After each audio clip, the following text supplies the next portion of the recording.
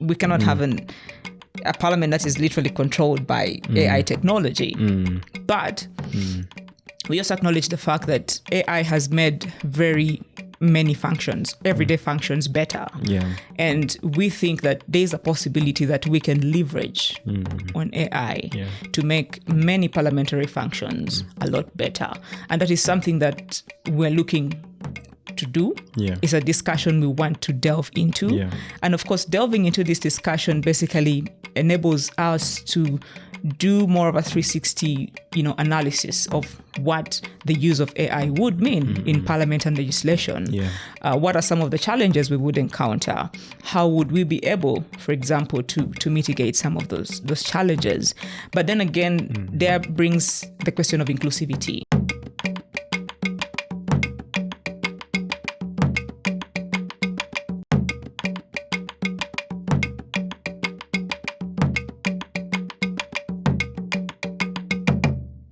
Hello there, a very good morning to you wherever you're watching us from. For those of us watching us from the different parts of the continents, good afternoon, a good evening, wherever you're watching us from. You're most welcome to this episode of the AFRIPAL Dialogue, which is part of the Policy Digest by SEPA. And this is a special edition where we are featuring the conference that we've been working on for some time. That is the Africa Regional Conference on Parliament and Legislation, a conference that we want to reimagine how the parliaments of the future look like. Have you ever thought and sat back to imagine what do the legislative roles of the future, especially for those of members of parliament, look like? Especially with the dynamics around artificial intelligence, the ever-evolving dynamics both globally and at the national level, but also just trying to understand what is the effectiveness of a legislator in today's dynamic. Do the parliaments of the future look more evidence-driven? Do they look more people-centered? And what does the future of parliaments look like? You're very much welcome to today's episode. My name is Chemonges Timothy, and I'm glad to host this very first episode of the AFRIPAL conference. And together with me to delve into this topic, but also to open up and to have a better understanding of this specific conference, I'm joined by Dr. Hannah, a very experienced but also a dynamic academic, but also a practitioner in the space that will be able to join us to really expound on this. But also Hannah was at the center of initiating, at the center of reimagining, but also at the center of incubating the idea of the conference. Dr. Hannah, you're most welcome to today's episode. Thank you, Timothy. It's good to be here. It's glad to have you, and quite interesting really that we've been thinking about having this specific podcast for some time, but also trying to see how now to bring the different groups of people on board, and now finally we are here. Sure. Yeah, so it's really glad. Maybe starting from a perspective before we could delve into the whole concept around the AFRIPAL conference. What has been your highlight so far since we started incubating this idea? Well, I think for me, one of the first highlights, I think, and which I think would be also a success, would be the response that we have so far received towards the call for papers that went out, beginning, of course, with the call for panels and sessions. And then also the other one, the second highlight or success, I would say, was the increased buy-in that we got from both our local partners and also international partners. And that basically showed us that we are together and we think alike when it comes to parliament and legislative affairs in Africa, but not just also in Africa, but as such, but then globally, essentially. So it basically brought to, showed that there's a possibility of bringing together, collection of minds, to think about what we envision the future of parliaments and legislation to look like.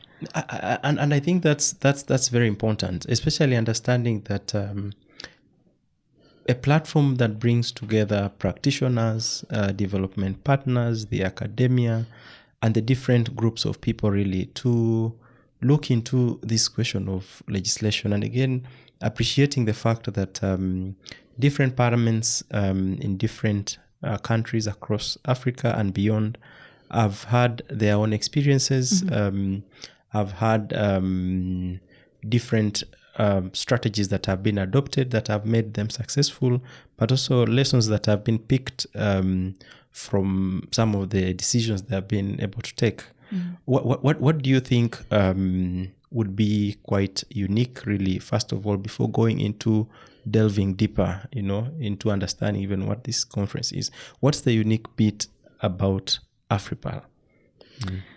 I think the unique bit about AFRIPAL is that it's the first convening ever on the continent on parliament and legislative affairs. There have been various convenings, of course, about governance, different governance aspects, and of course they have featured a bit of some parliamentary and legislative affairs within them or issues within them. But this one is one that is specifically dedicated to thinking about what parliaments and legislation should look like in the future and in Africa, for instance, and also globally. Have you ever thought of a parliament that is purely AI?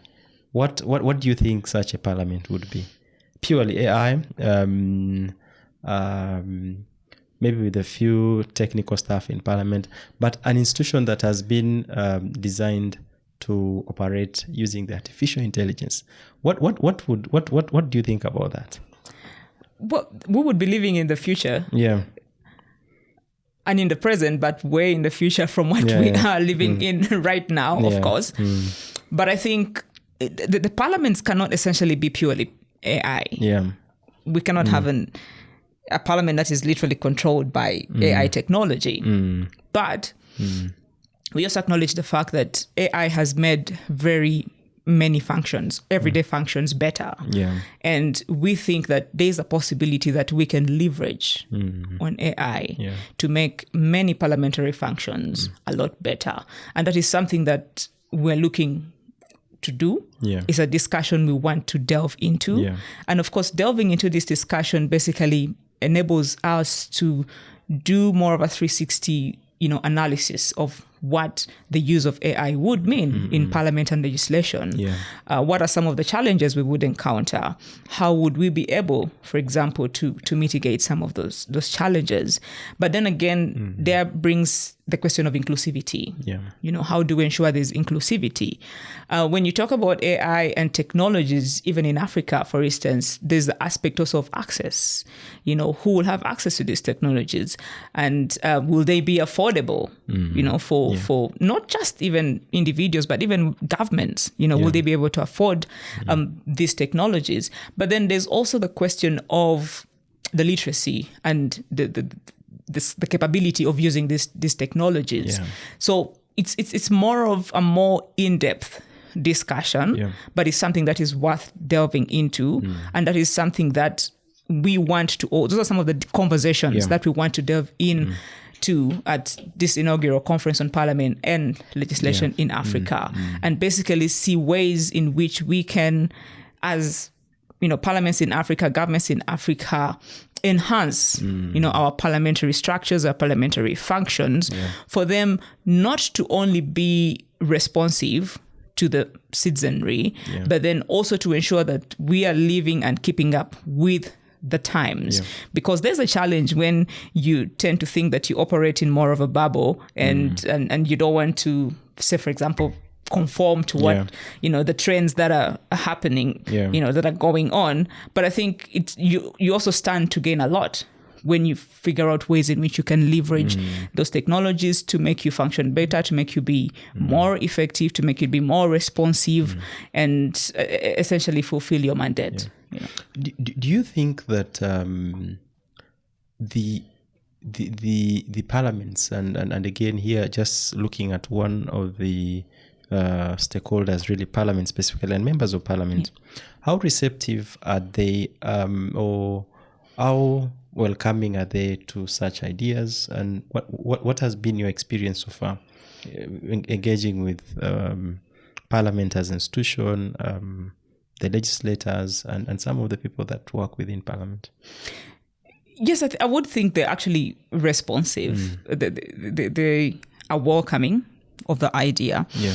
And it really would be difficult to say they are not. Yeah. Because parliaments have evolved from what they were a couple of 50 years ago to the fact that before we used to have, for example, hard copy Hansards, and now these things are available for you whenever you need them, and different parliaments have digitized most of their documentation, most of their contents.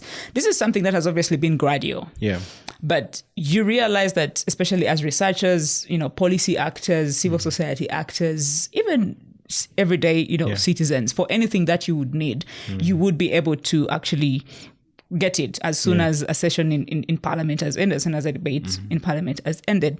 But then also you realize, for example, back in the day, parliaments used to be more of like these closed door activities, right? Only open to a few like journalists and a few observers. And so the rest of the crowd would have to wait to see what, the journalists would, for instance, report, or what, the free observers would report. Now parliaments are televised, the parliamentary sessions go on in real time. Plenary sessions are happening in real time.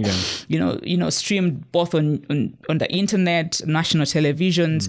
That, in a way, has brought Parliament closer to the people. Yeah, and really, so for this conference, really, when we talk about the Africa Regional Conference on Parliament and Legislation, who do we have in mind to participate in this conference? Really to understand what would be the go-to individual or group of people to really participate in this conference. So when we were thinking of this idea on the regional conference on parliament and legislation in Africa, that was something that was also a bit of a challenge. But we also wanted to stay relevant because it's one thing to have a research conference, for instance. But then who are going to be the consumers of that research? If they're not in the room, how will you get the feedback? And you also realize that even when it comes to research, most of the research, for example, that comes from education institutions or from academia is put behind a paywall, really. It's something we really can't avoid, but we try to see various ways in which we can mitigate it through open access. And we thought, having a conference that is more inclusive, for instance, the kind of people that we're looking to have in the room and that we expect to have in the room are, for example, from the academia, the civil society actors, there are various practitioners and consultants in governance, legislative affairs, but also we're going to have people who are technical staff, for example, in different parliaments across, Africa. That is something that in most cases, people wouldn't even assume that these people have a role to play when it comes to legislation or when it comes to the enhancement of parliamentary functions. And then, of course, the legislators themselves, they would like them to be in the room, and they will be in the room to partake in some of these, discussions.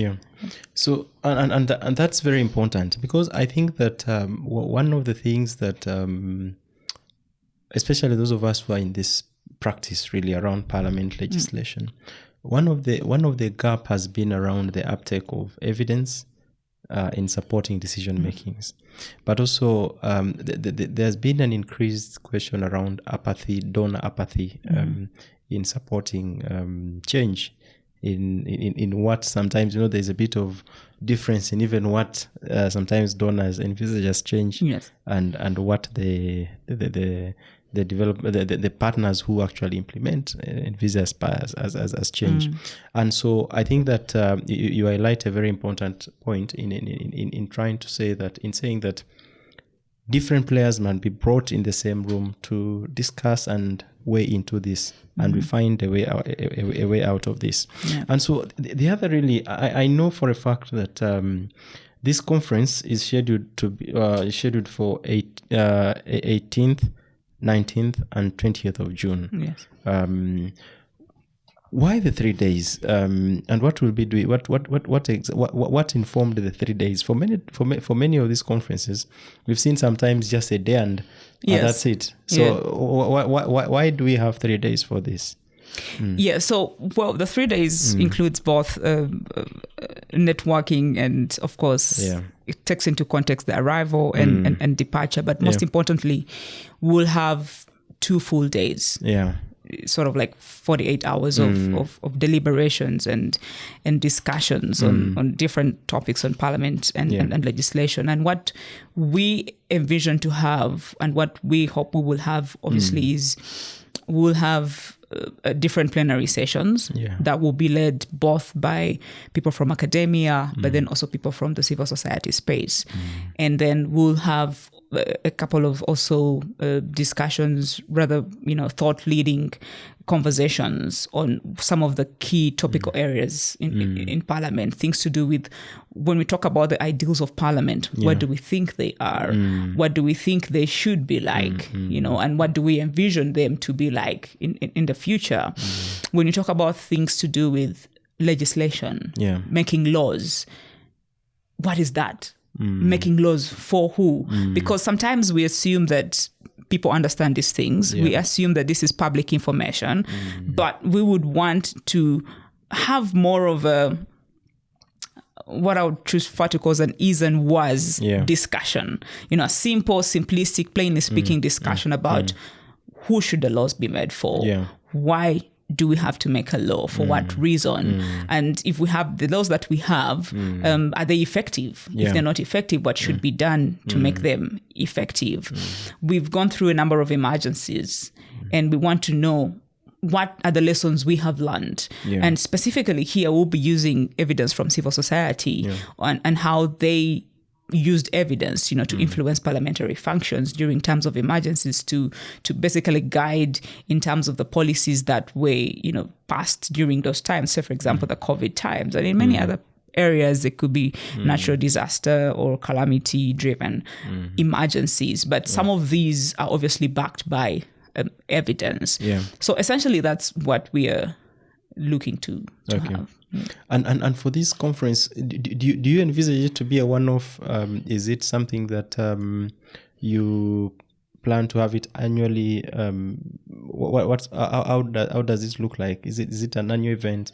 And this being the inaugural, do you envisage this being an annual event after 2 years? What's the thinking around that? So we believe that. For any change to happen, it begins with conversations. And conversations are not things that happen on a once-off. It's something that happens over time. Some conversations are repeated, but they're repeated with a purpose. They have a purpose as to why they are repeated. And we think it wouldn't make sense for us to have just a one-off conference on parliament and legislation in Africa. So this is the inaugural conference. Like when you initially asked me, what is the highlight? What's your takeoff from this? And I said, well, the takeoff from this is that this is one of the very first events or convenings about parliament and legislation. That's deliberate to talk about parliament and legislative affairs in Africa. And it being the inaugural one, then definitely we envision to have others happening across Africa. So we envision it to be more or less biannual event happening every 2 years and happening across Africa. So the first one will be happening in Uganda, and then hopefully the second one will be having in another part of the continent and in another part of the continent. I think that's very interesting, and especially some of the conferences that I've seen are usually domiciled within a specific country, within a specific secretariat, and it becomes a Ugandan affair, and and the concept around having this be a rotational kind of conference that different players get to buy in, but also really just getting to have what others have in stock, really, how are the others, and to bring on board the rest of the colleagues. That's very, very important. And so I would like now to delve into the nitty-gritties of the conference, and specifically around the question of sub-theme of the conference. So the main theme for this conference is Parliaments in Africa, Opportunities and Prospects for Sustainable Development. And I know that this specific conference has 4 sub-themes.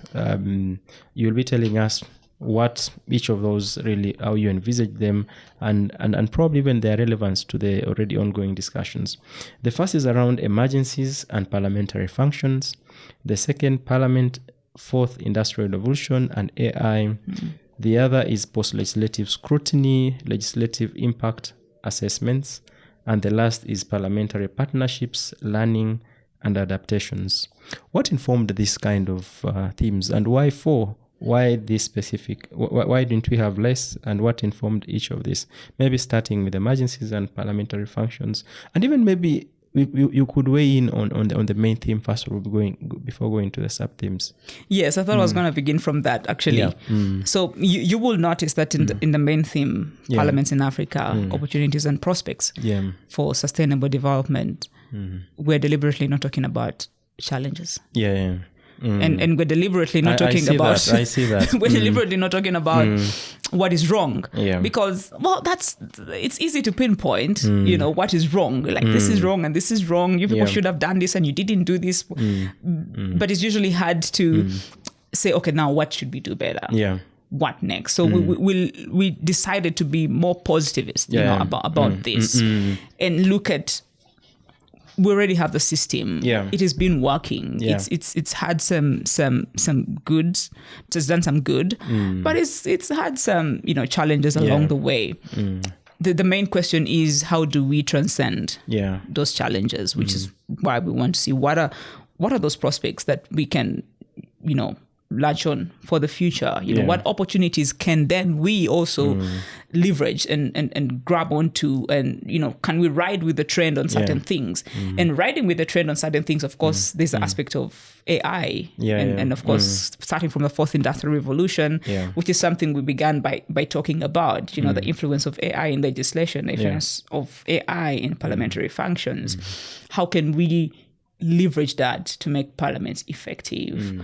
The aspect of emergencies, yes. I mean, I think this one happened with the COVID, pandemic that literally threw everyone off balance. It caught literally everyone unaware. Exactly. And by everyone literally meant everyone. Yes. I mean, governments did deal with emergencies before. This was something that was unprecedented, something of a scale that was unimagined, that had to send, entire parts of the world, into lockdowns. And how do you deal with that?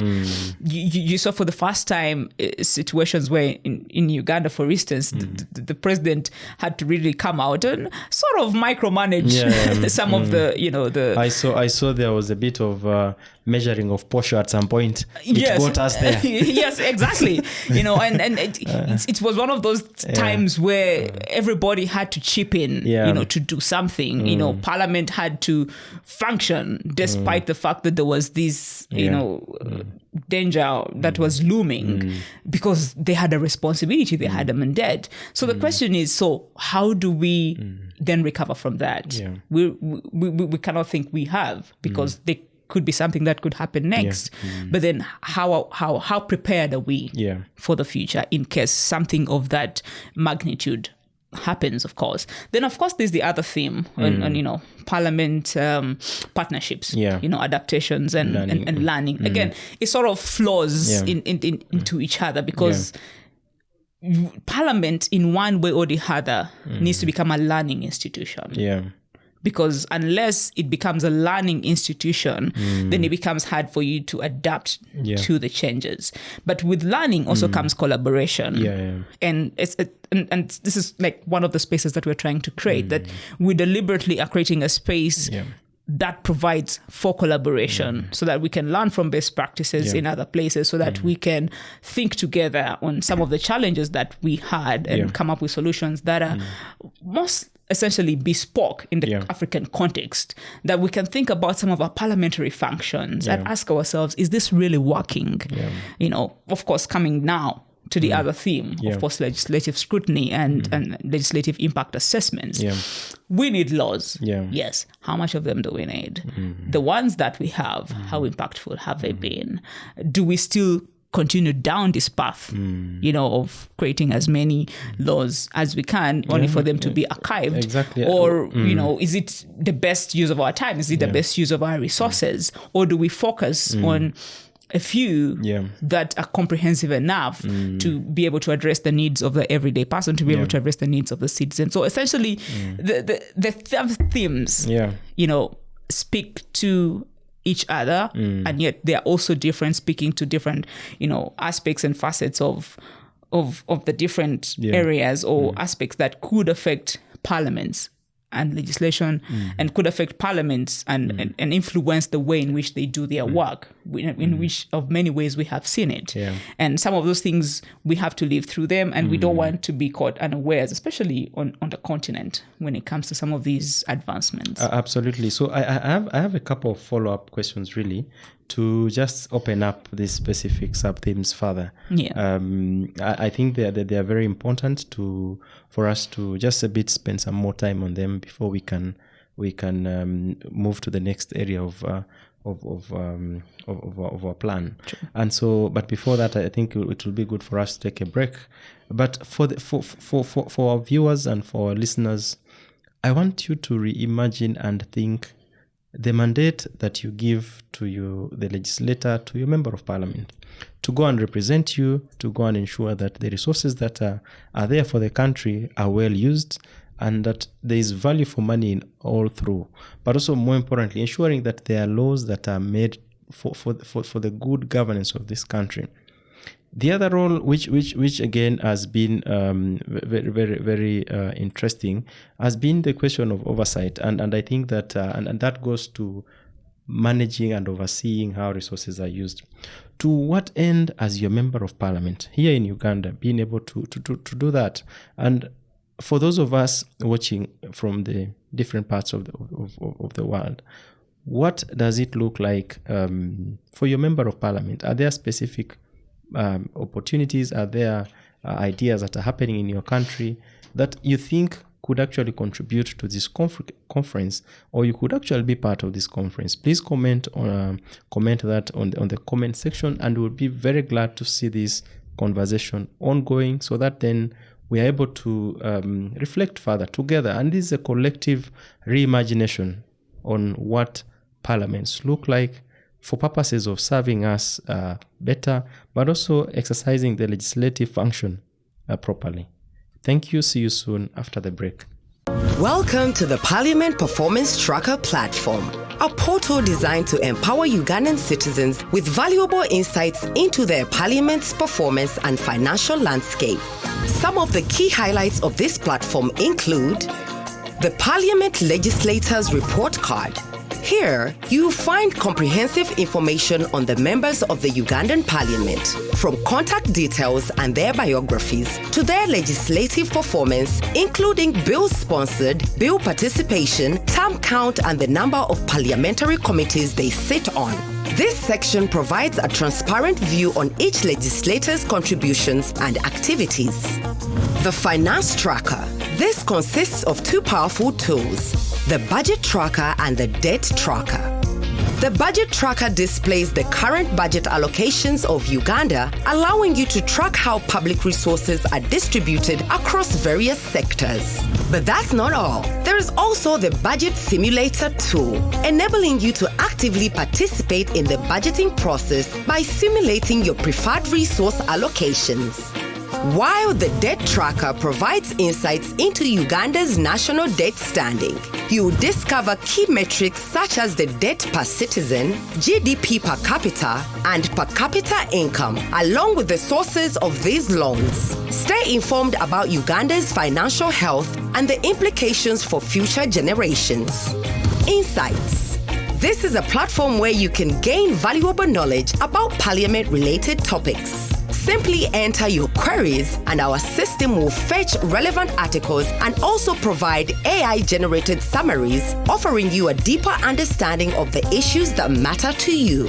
With its comprehensive tools, staying informed about Uganda's parliament and financial landscape has never been easier. Whether you're curious about your representative's performance, want to understand their budget allocations, or seek insights on parliament-related topics, this platform has you covered. Empower yourself with data and take an active role in shaping Uganda's future. Parliament Watch. Your eye on Parliament. Welcome back from the break. And if you're joining us in the middle of the show, you just found us discussing and trying to open up discussions around a conference that we are going to be convening in June this year, starting 18th to 20th. And the theme of the conference is Parliaments in Africa, Opportunities, Prospects for Sustainable Development.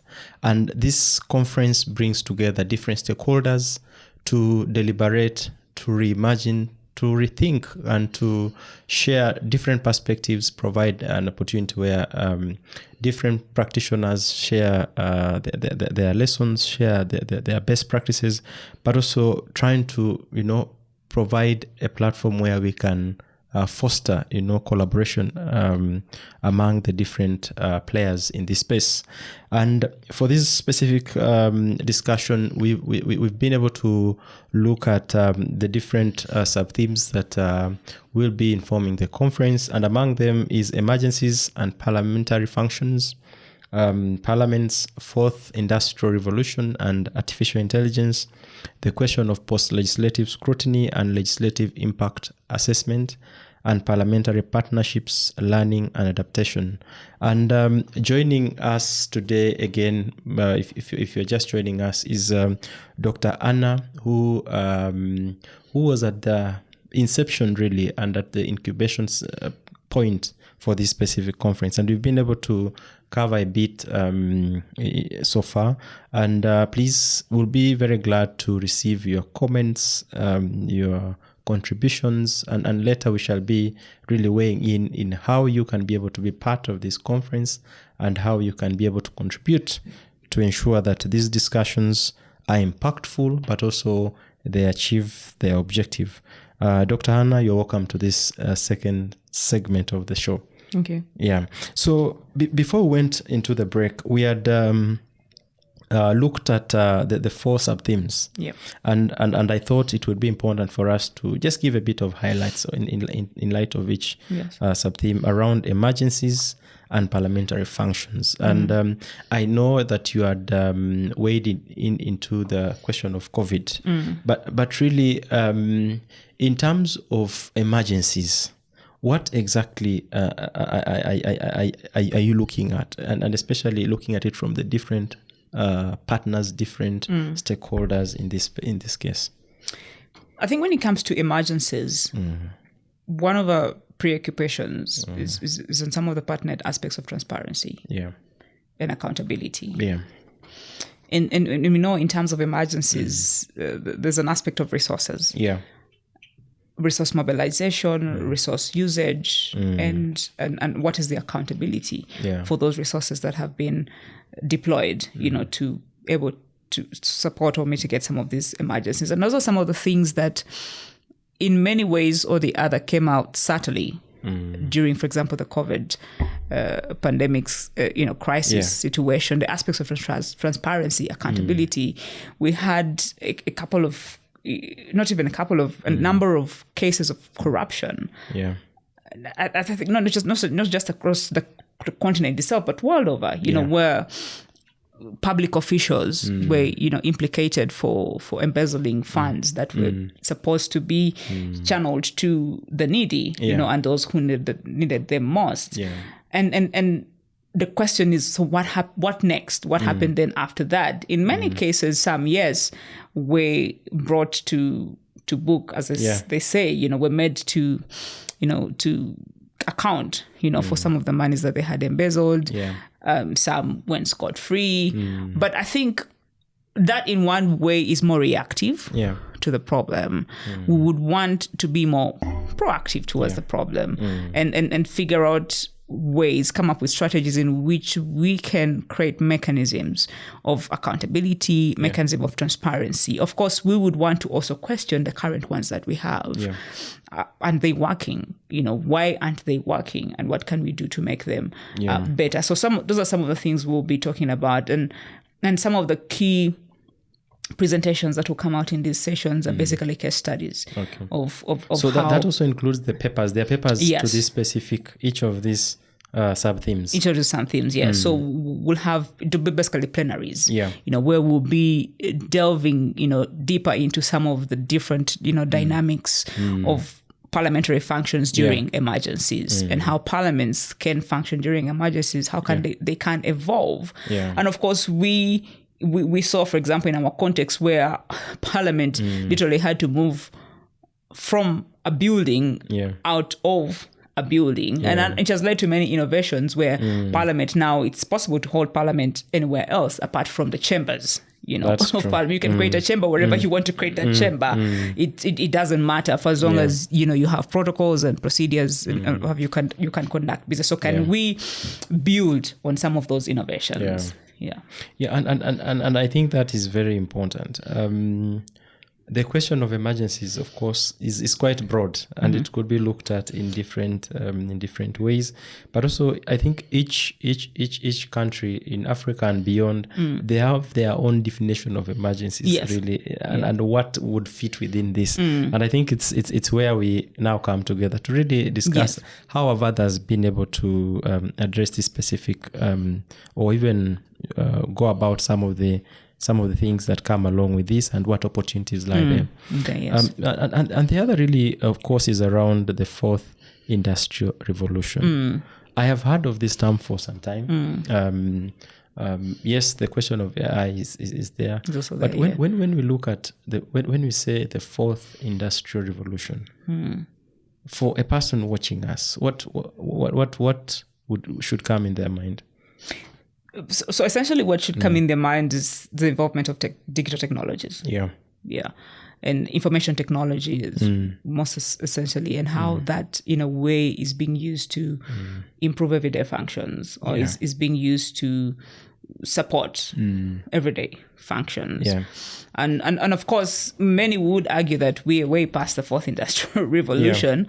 But we're also cognizant of the fact that not everybody moves at the same pace. Is there something like a fifth industrial revolution? Yes. Well, not essentially moving towards the fifth, but that we have essentially almost grown out of it, and technologies have essentially improved. That's why now we're talking about AI. So it's a combination of fourth industrial revolution and AI.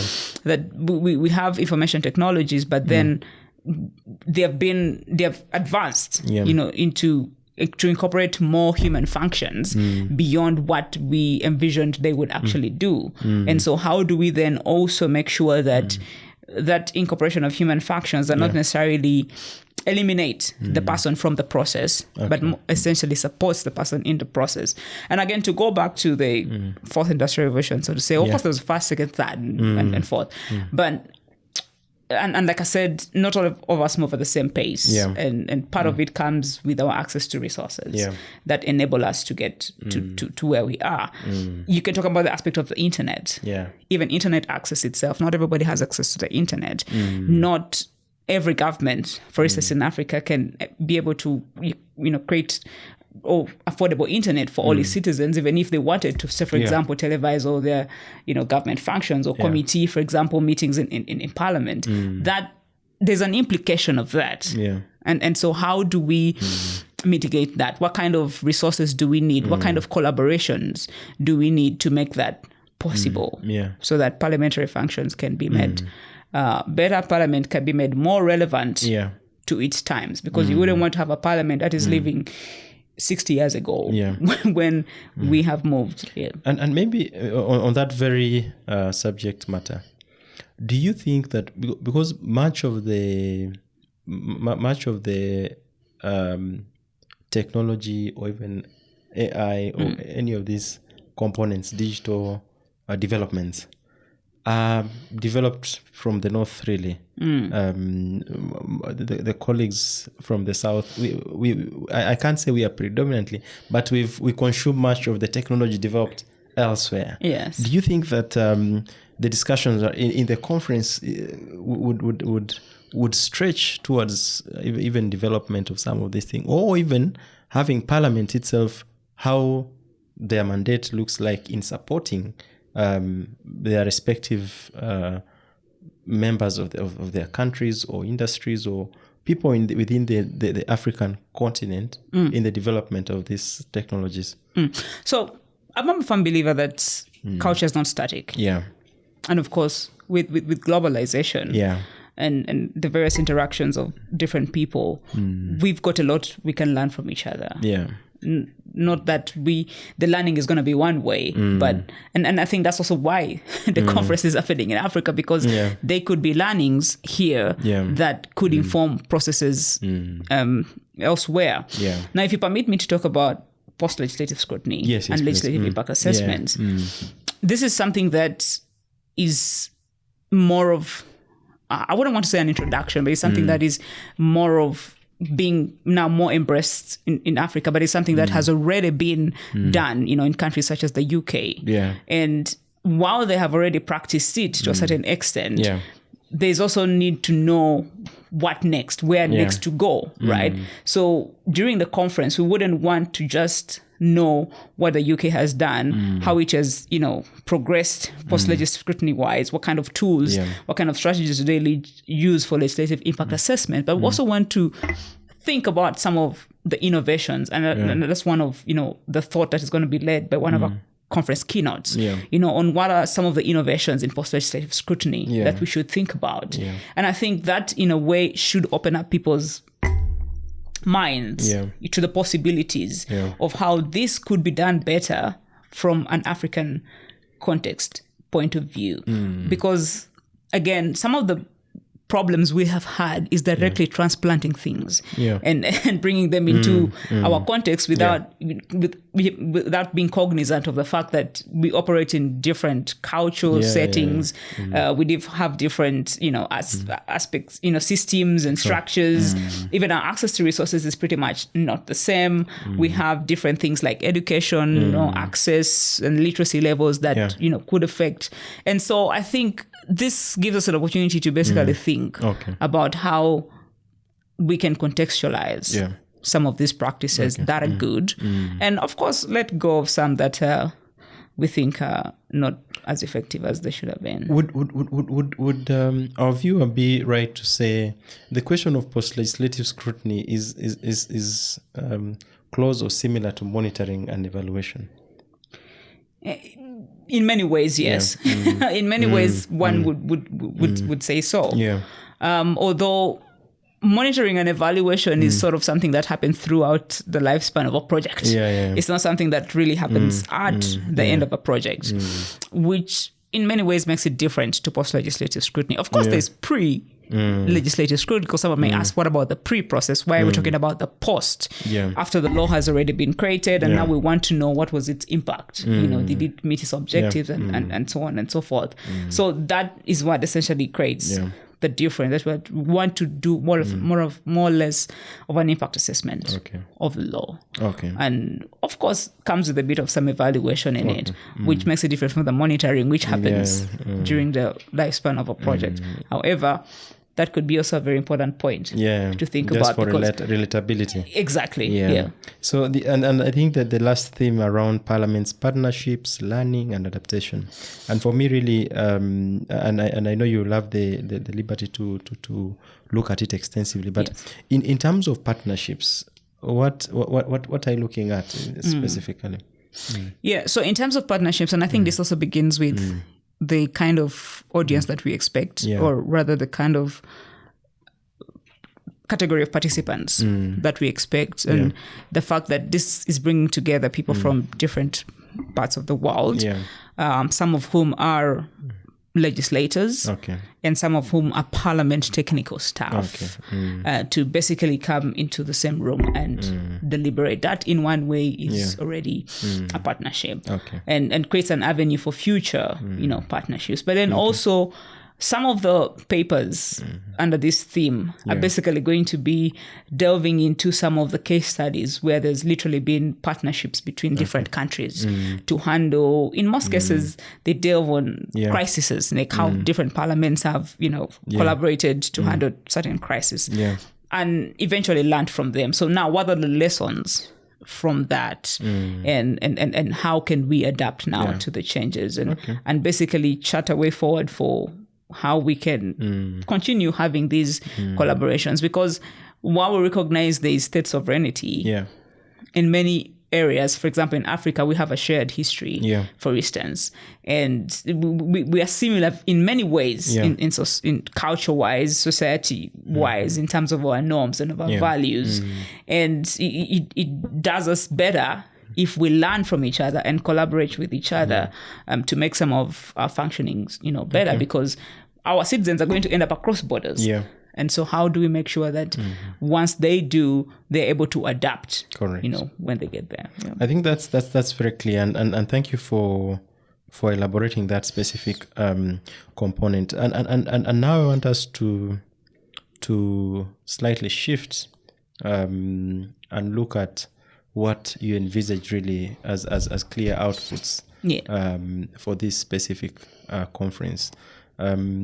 What would success look like for you for this conference? But also in light of that, I know that the conference seeks to also launch a couple of programs, a couple of initiatives that will see you through, until the next conference. Maybe you could weigh in on that. Yeah. So of course, success for us is the inaugural conference on Africa, on Parliament and legislation, but then also basically launching the Africa Regional Conference on Parliament and legislation, which we envision to happen every 2 years. But also as a result of this conference and as a result of building a community of practice and a community of like-minded people who would be able to, lead the thought process in Parliament and legislation. We're looking forward towards establishing an African Association of Legislation.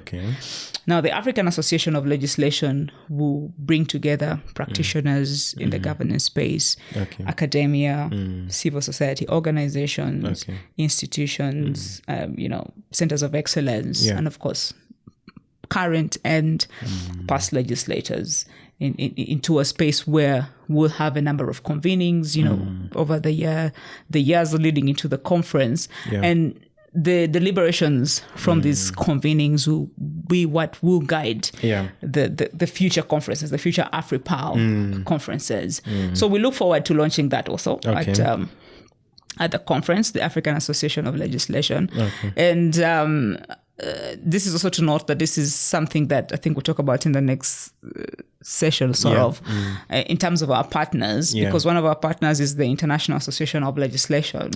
And it operates in a more similar way, except with a bias. At a global level. Except this one has more of a bias to the African continent. Would it qualify to be a chapter of some sort? Maybe the African chapter of the international conference? Not necessarily. Again, that's where the partnerships come in. So not necessarily a chapter. It will be autonomous and standalone on its own, but obviously operating in partnership with the International Association of Legislation.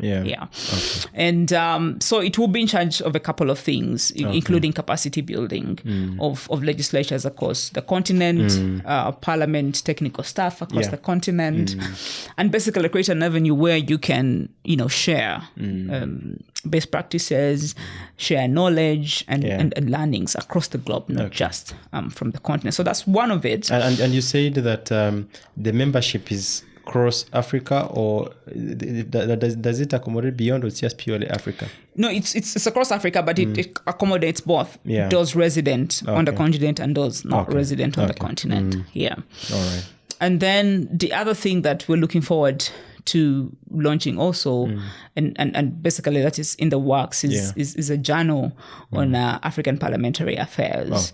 So the journal on African parliamentary affairs will basically be one of the avenues in which we can, produce literature on empirical literature, basically on African parliaments and legislation on the continent, and will be an avenue for us to basically share information, archive it for future use, and something that can be used both in academia and then also in practice.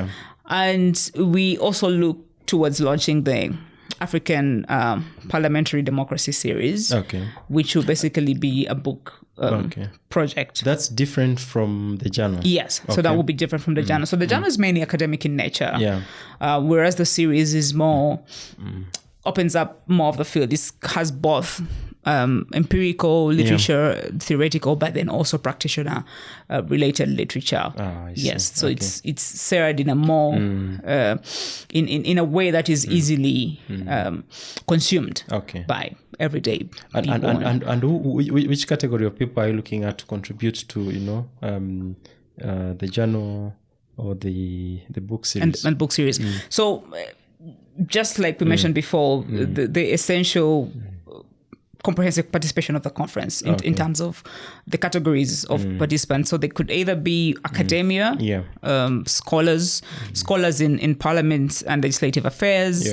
They could be practitioners in governance. They could be CSO actors. They could be activists, and basically even the arts. So it opens. It's a broad range of pieces that could actually be submitted to the journal and then also to the series. So essentially what we hope to do with this is to create an avenue for debate. And debate can come from anywhere. Debate can come from a poem. Debate can come from a case study. Debate can come from a story, and debate can come from a short play, for instance. And that could create thought, and rather encourage people to think more about, question the kind of systems that they have, to question, the practices that they're following, and create a debate that would stir and lead to the betterment or to create better functions. I see.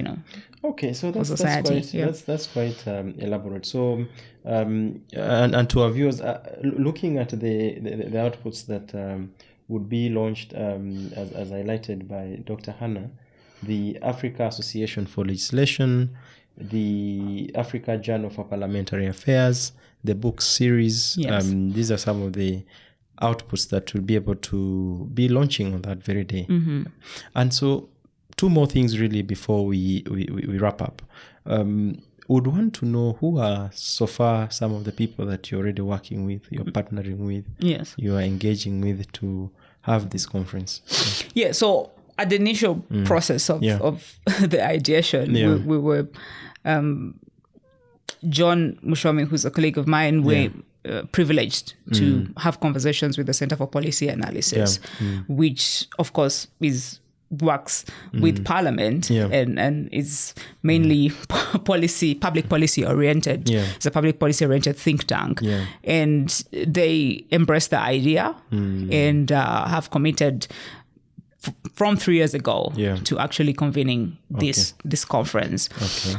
This is also in collaboration with CEPA, is convening it in collaboration with the Population and Social Development Institute, and which basically deals with public policy also in relation to demography, migration, and in relation to social development, and basically aiming to address some of the SDG concerns moving forward.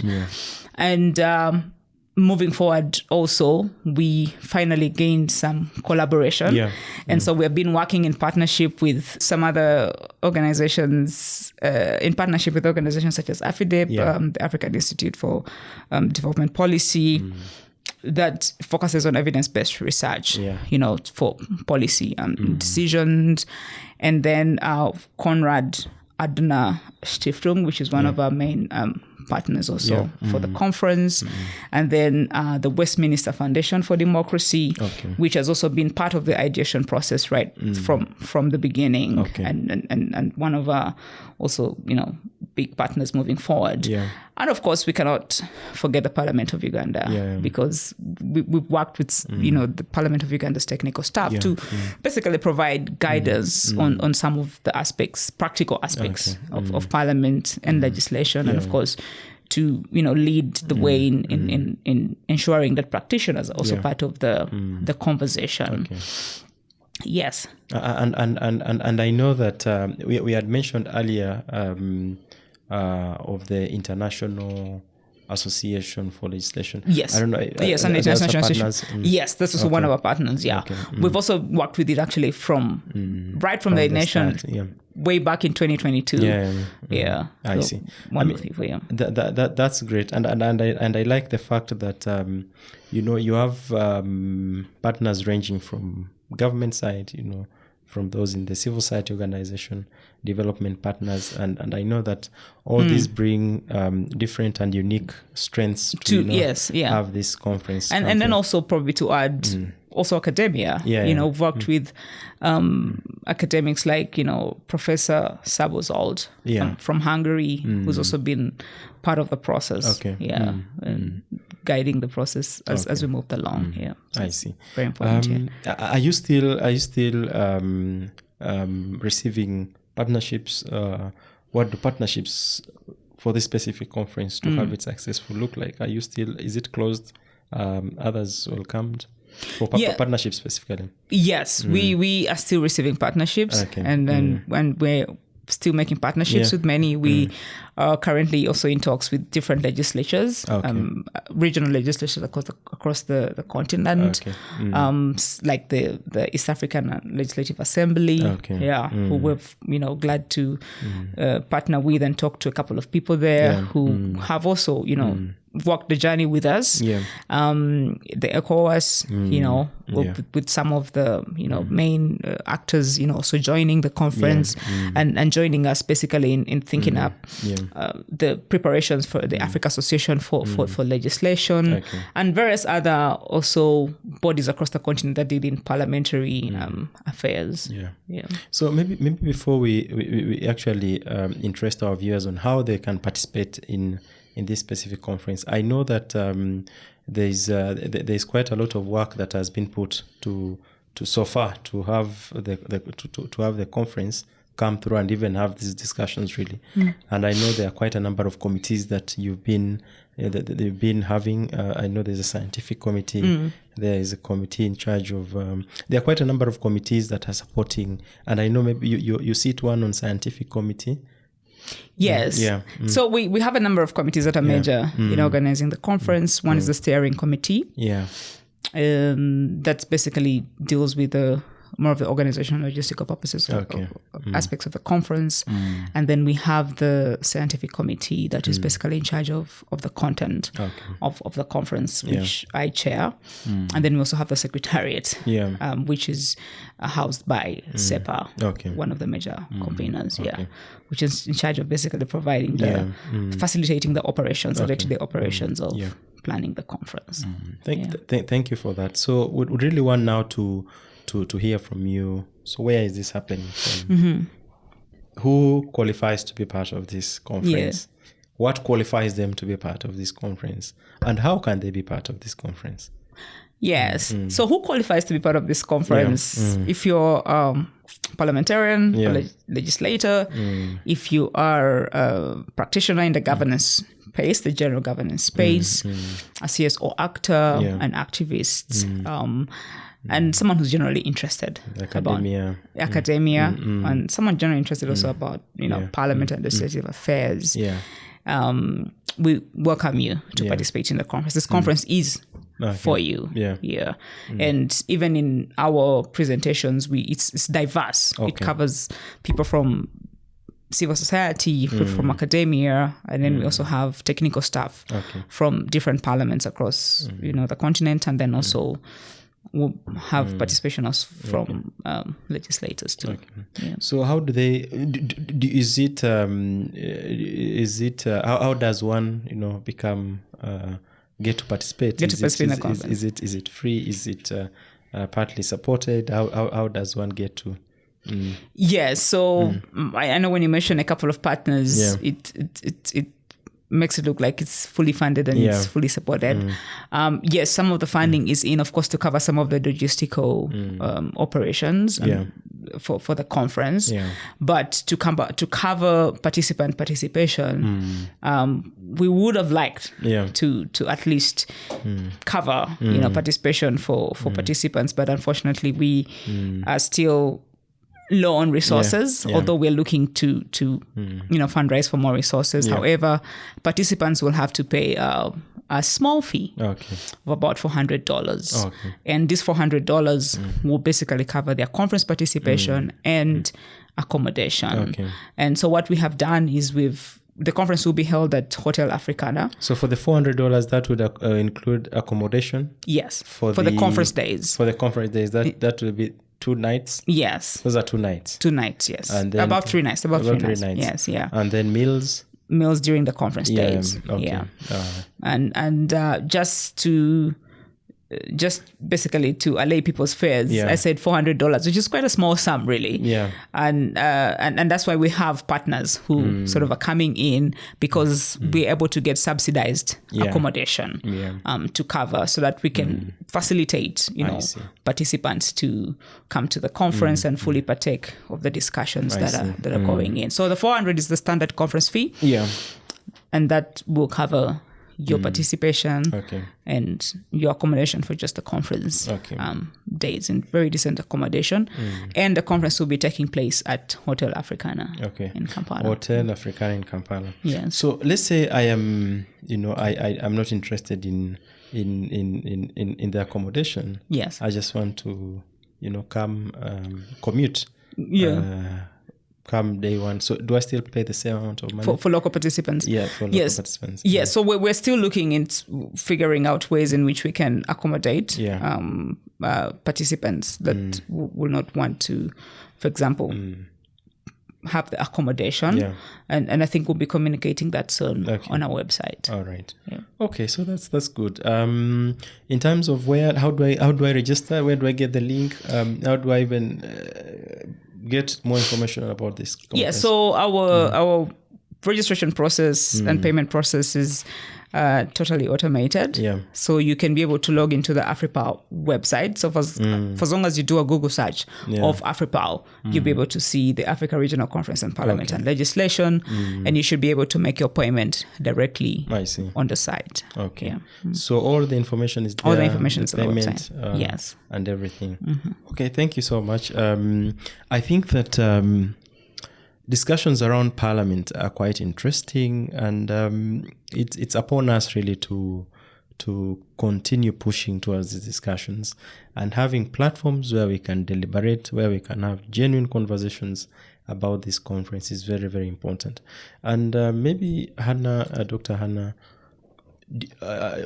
have you confirmed guests, like who are the guest speakers who are, or is something that you're keeping it not yet to disclose? We definitely have confirmed keynote speakers that will be coming to the conference. We should be releasing that information soon on the website within the next couple of weeks, if not within the next week or so. So I would encourage participants to take a look, and anyone who's interested in coming to the conference to take a look, to check the website. All right. Thank you, Dr. Hannah. Maybe the last, any final thoughts? Maybe you have any other thing before we can wrap this up? Yes, and I think for me, it's mostly to encourage people to attend, to be part of the conference, and to be part of these conversations. Because conversations on legislation are things that affect our everyday lives. And it's very important to know how legislations are made, why they are made, and to also put your 2 cents into what you think would make the process better. And this is essentially what we're trying to do, because you may not have the opportunity, for example, to visit Parliament and say something, or you may not have the opportunity to have that, visit any other space that could give you the opportunity to say some of those things. And I think this is a space that is unique in itself. One, it creates an avenue for discussion, but two, it also creates an avenue for the publication of this information so that it is not lost in just discussion, but we document it and it can be used, in the future. All right. So thank you so much, Dr. Anna, for making time to be part of this discussion. These are the AFRIPAL Dialogue hosted in the SEPA Policy Digest, and we'll be having a series of this in the coming weeks, and we hope to really further open up this discussion and try to see what is this conference about. What are some of the other nitty-gritties? What are some of the knowledge sharing or even opportunities that are available for us to, participate and weigh in on this? I think that ultimately there are quite a number of challenges that we face both as countries, but also we ought to provide solutions, we ought to provide way forward, but also we ought to collectively think and find a way forward. I want to thank you. We want to continue having these discussions. Please leave a comment, tweet, retweet, continue pushing this information further so that we're able to, reach a bigger audience. But we'll also be very grateful to hear what you think. Are there any feedback that are there? Are there any comments? Are there any sort of suggestions that you could be having? Would really, really glad to hear from you. And again, from me and the crew behind the camera, we are very grateful, and we hope to see you in the next episode come next week. Thank you so much, and have a fruitful day ahead. Thank you.